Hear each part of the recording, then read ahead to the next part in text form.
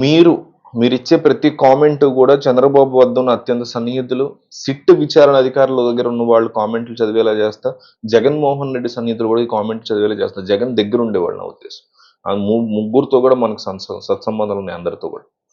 So at least కామెంట్లు చదివేలా చేయడం వరకు సంబంధాలు, మిగతా సంబంధాలు ఏం లేవు.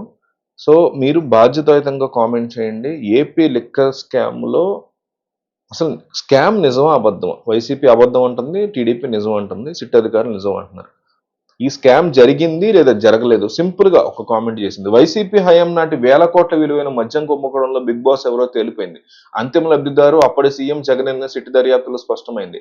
మద్యం సరఫరా కంపెనీలో డిస్టిలరీల నుంచి రాజ్ కసిరెడ్డి ప్రతి నెల 50 నుంచి 60 కోట్ల మేర ముడుపులు వసూలు చేసి ఆ సొమ్మంతా జగన్ కి చేర్చేవారని గుర్తించింది. 2019-24 మధ్య 3,200 కోట్ల మేరకు ముడుపులు దండుకున్నట్లుగా వెల్లడించింది. 2014-19 మధ్య జరిగినటువంటి మద్యం కుంభకోణం కేసులో జగన్ ముఠాలను ఒక్కొక్కరిని కటకటాల్లో నెడుతున్న సిట్ రిమాండ్ రిపోర్టుల ద్వారా వారి పాత్రను బయటపెడుతోంది.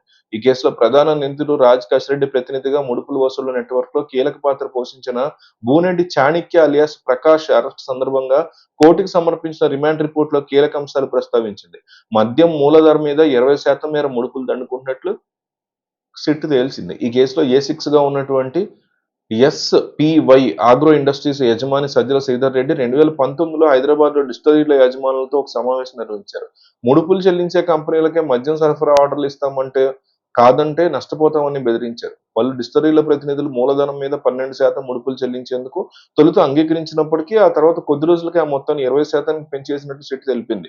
ఆ ప్రతిపాదనకి మద్యం సరఫరా ఆర్డర్లు దక్కించుకున్న కంపెనీలు ప్రతి నెల సగటున 50 నుంచి 60 కోట్ల మేర ముడుపుల సొమ్ముని రాజ్ కసిరెడ్డి బృందానికి అందజేసేవి. కసిరెడ్డి ఆ మొత్తాన్ని ఎంపీ మిథున్ రెడ్డి, విజయసాయిరెడ్డి, జగన్మోహన్ రెడ్డి సోదరుడైన వైఎస్ అనిల్ రెడ్డి, జగన్ భార్య భారతి ఆర్థిక లావాదేవీలు చూసే భారతీ సిమెంట్స్ పూర్తికాల డైరెక్టర్ గోవిందప్ప బాలాజీ ద్వారా ఈ ముడుపుల సొమ్ము మొత్తం జగన్ కు బదలాయించేవారని నిర్ణయించింది.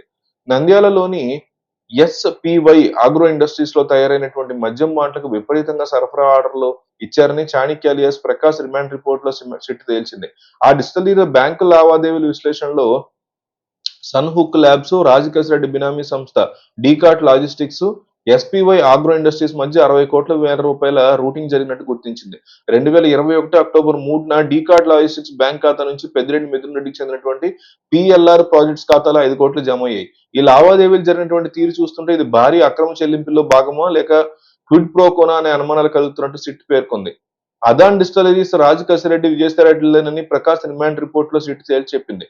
అదాన్ డిస్టిలరీస్ లో డైరెక్టర్ గా ఉన్నటువంటి కాశీచేల శ్రీనివాస విజయసాయిరెడ్డి ప్రతినిధి అని, ముప్పిడి అనిరుద్ రెడ్డి రాజ్ కసిరెడ్డి ప్రతినిధి అని గుర్తించింది. 2020లో 60 కోట్ల రూపాయల వర్కింగ్ క్యాపిటల్ తో అదాన్ డిస్టిలరీస్ ఏర్పాటు చేశారు. విజయసాయిరెడ్డి అల్లుడు పెనక రోహిత్ రెడ్డి, ఆయన సోదరుడు పెనక శరత్ చంద్రారెడ్డి ఖాతా నుంచి మొదట కాశీ చైన శ్రీనివాస్ ఖాతాలో వర్కింగ్ క్యాపిటల్ సొమ్ము మరలించారు. దీని వెనుకున్నటువంటి భారీ కుట్రను వారే బయట పెట్టగలరని సిట్ తెలిపింది.